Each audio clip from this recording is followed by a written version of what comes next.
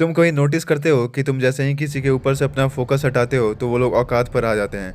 Interest दिखाने लगते हैं, जैसे अब उनको पता चल गया हो कि तुम ही वो प्राइज़ हो जिसका वैल्यू अभी तक उनको पता नहीं था। ऐसा लगता है मानो अब वो मुझे मिस करने लगे हों। पर जब मैं प्रैक्टिकली भीख मांग रहा था, वो भी खुद के लिए नहीं, उनसे मिलने के लिए, उनको प्यार करने के लिए, तब वो अंधे गूंगे बहरे हो गए थे। पर जैसे ही मैंने मूव ऑन करने का सोचा, उनके अंदर फीलिंग्स आ गए।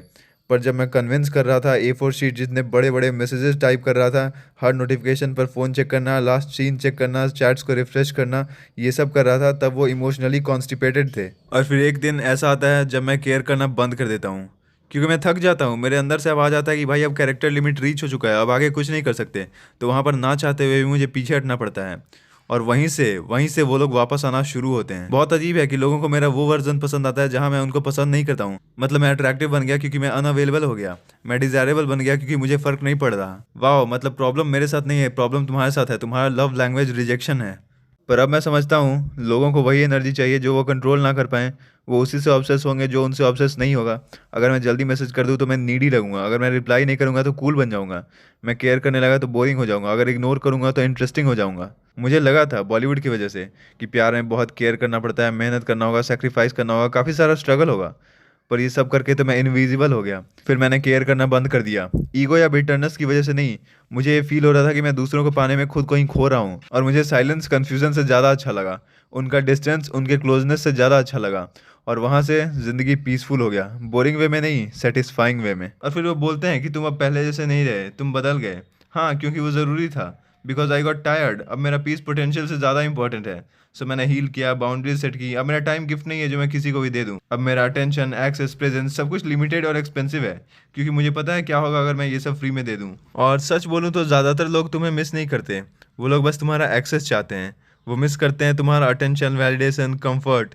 उस फीलिंग को मिस करते हैं कि तुम उनको कितना इंपॉर्टेंट फील करवाया करते थे। पर वो कभी तुमसे ये नहीं पूछते कि उन्होंने तुमको कैसा फील करवाया। वो एंजॉय करने में इतना बिजी थे कि उन्होंने ये देखा ही नहीं कि तुम एग्जॉस्ट हो रहे हो, ड्रेन हो रहे हो। और जब उनके बारे में सोचना बंद कर दिया जाए तब उनका भाव बढ़ना बंद हो जाता है। मैं हमेशा सोचता था कि कोई मुझे चूज कर ले तो मैं खुश हो जाऊंगा, जैसे कोई पिक कर ले, सिलेक्ट कर ले तो मेरे एग्जिस्टेंस का पता चलेगा। पर सच ये है कि मेरा खुद के साथ पीसफुल होना वही रियल विन था। खुद के साथ अकेले बैठना और कुछ भी मिस ना करना, किसी को ही ना बोलना और उसमें गिल्ट फील ना करना, किसी भी सिचुएशन से वॉक अवे करना बिना क्लोजर या क्लैरिटी के, किसी को भी प्यार करना पर प्यार रेसिप्रोकेट ना होने पर मूव ऑन कर लेना। यही स्ट्रेंथ है, यही इवोल्यूशन है। और कभी कभी सबसे पावरफुल काम यही होता है कि तुम अपना अवेलेबिलिटी, एक्सप्लेनेशन, एक्सपेक्टेशन और ये होप खत्म कर दो कि सामने वाला चेंज होगा। स्पेशली उस समय जब तुम उसके पास हो और उसका लाइफ और इजी बना रहे हो ताकि वो इम्प्रूव ना करे। लोग चेंज तब नहीं होते हैं जब वो कंफर्टेबल होते हैं, वो चेंज तब होते हैं जब रियलिटी हिट करता है, जब तुम्हारा एक्सेस खोते हैं, जब तुम्हारा साइलेंस इतना ज़्यादा आवाज़ करने लगता है जितना तुम कभी नहीं कर पाए थे। पर ये उनके बारे में नहीं है, ये तुम्हारे बारे में है। तुम्हारा प्यार करने का कैपेसिटी तुम्हारा वीकनेस नहीं है। तुम्हारा लॉयल्टी कोई गलती नहीं था। तुम्हारा सेंसिटिव होना एम्बैरेसिंग नहीं है। इसका मतलब है तुम डीपली फील करते हो, तुम बहुत ट्राई करते हो, तुम अपना 100% देते हो। तुमको इसके लिए अशेम्ड फील नहीं करना चाहिए, तुमको प्राउड फील करना चाहिए। प्राउड कि तुम अपना वैल्यू समझ गए। प्राउड कि तुमको समझ में आ गया कि प्यार का मतलब पेन नहीं होता। प्राउड कि तुम केयर करना बंद कर दिए।